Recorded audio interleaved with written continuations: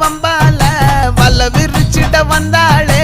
பார்த்து வளைச்ச தேக்கு ஓம் பட்ட உடம்பு சோக்கு என்ன குத்தும் குறும்பு மூக்கு கொஞ்சம் ஓய்வ கொடுத்து தாக்கு. என்னடி சித்திரமே இங்க நீ பத்திரமே சொல்லு